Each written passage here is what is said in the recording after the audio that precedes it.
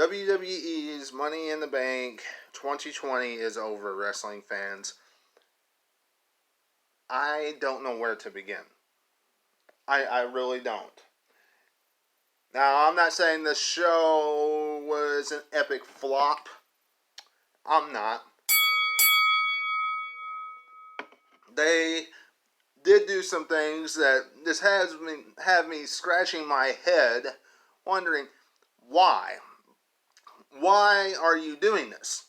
Because theoretically, when you look at this year's Money in the Bank, and you look at the matchup, yes, it was interesting. We got to see Titan Tower. We got to see all the shenanigans and things of that nature. Paul Heyman catering and all that. The food fights and all that. But when you look at the winners, Asuka and Otis winning, what does it really do? What does that do? It possibly leads Otis to being another person to lose when he cashes in. It wouldn't surprise me a bit at all if WWE goes down that road. It takes another tag team completely away. And I know that Tucker has been gone for quite some time, but wrestling fans, once all this virus stuff is done, wouldn't it have been nice to have Heavy Machinery back in full force as a tag team? Not gonna see that now. Not with Money in the Bank. Asuka. What is that? What does that do? She'll probably go on and win the SmackDown Women's Championship. But that takes away a tag team for Alexa Bliss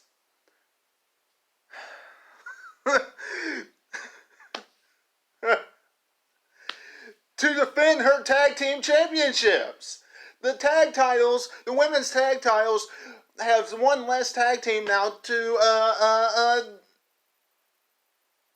be defended against.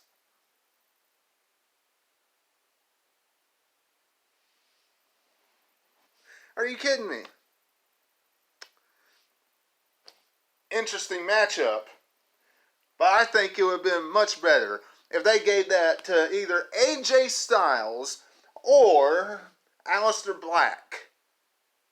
Aleister Black doesn't really need it, but it would have been good for his accolades.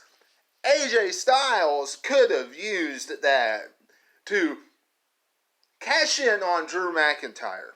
Or the modern day Felharaja, Jinder Mahal, when he gets into the title picture. Now, wrestling fans, outside of the two Money in the Bank contracts, we saw, speaking of Drew McIntyre, and I know I might be in the minority here, but Drew McIntyre is slowly but surely being built and booked like Roman Reigns was when wrestling fans had a serious problem with him. I noticed that. How many times was he knocked down on the outside tonight? How many times was he kicked in the face? And he still kicked out after one.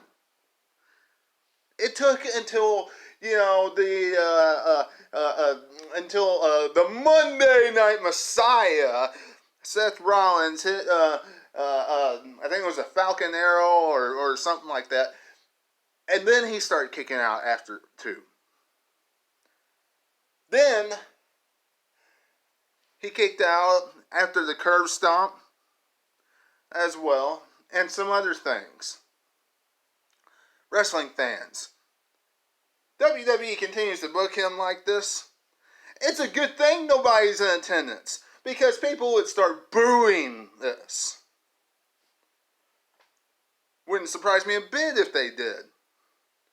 Wouldn't surprise me a bit if social media would eventually start eating up with negative stuff. You gotta start booking him a little bit better than that. WWE, he had Drew McIntyre win tonight. Knew it was gonna happen. I hope it doesn't look like that when he faces Jinder Mahal. Just go in there and mow Jinder Mahal down.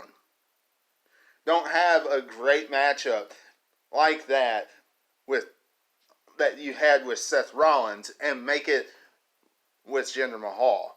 Just mow him down when that time comes. Wrestling fans, WWE tonight had Braun Strowman and Bray Wyatt, in which we know what's coming next.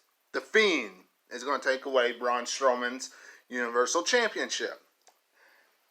The end of the matchup, right before it went to building up for Seth Rollins and Drew McIntyre and things of that nature, we saw the Fiend's, little shot back and forth between Bray Wyatt and the Fiend.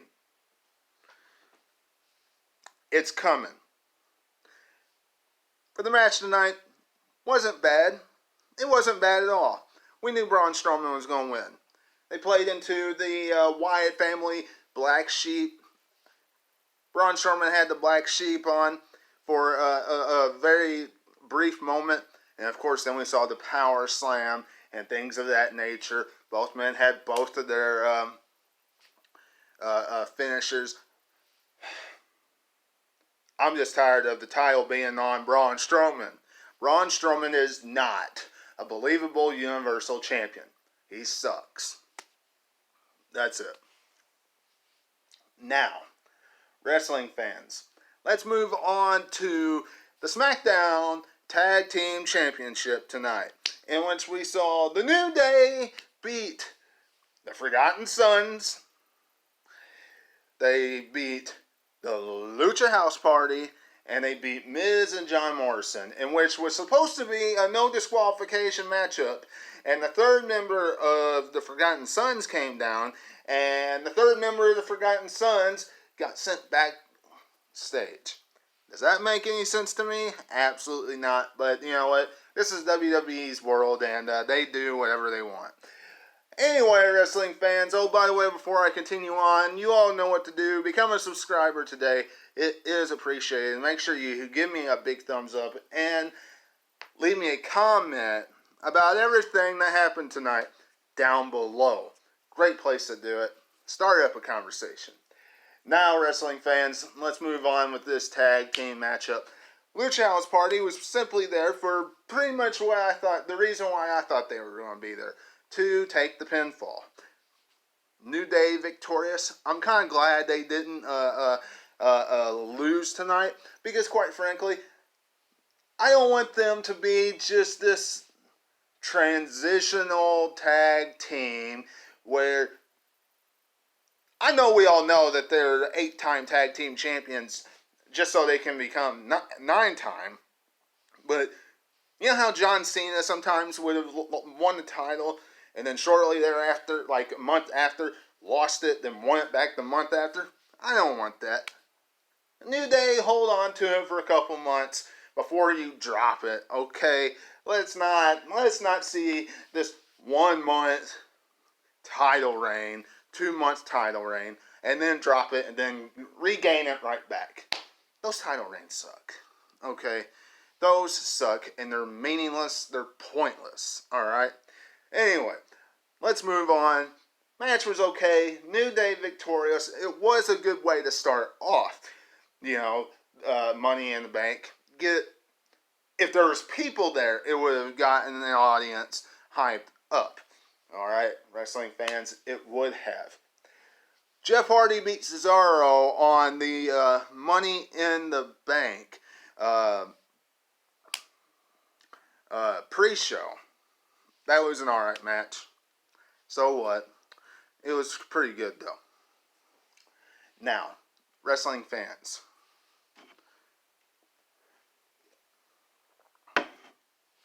Outside of this, seriously, outside of this, we really didn't have anything on Money in the Bank. I mean, we had Tamina and Bailey had that matchup, but Tamina lost. I honestly, I said I was okay with either person winning, Tamina or Bailey. Bailey was victorious. Kind of figured it would go down Bailey's road, but I have a feeling Asuka is going to cash in on Bailey to become champion. Now, wrestling fans, I would have been okay with Tamina winning and somebody cashing in on Tamina. And then Bailey and Sasha Banks having their rivalry without the title, because you don't need a title for their rivalry, because we all know that's headed that way. And then Asuka and Tamina, or Asuka and whoever, could start their rivalry. Wrestling fans, it really does not matter in my eyes who the title is on right now, because is the title being on Bailey going to affect the ratings, or it being off Bailey? No, not really. It's not going to do squat.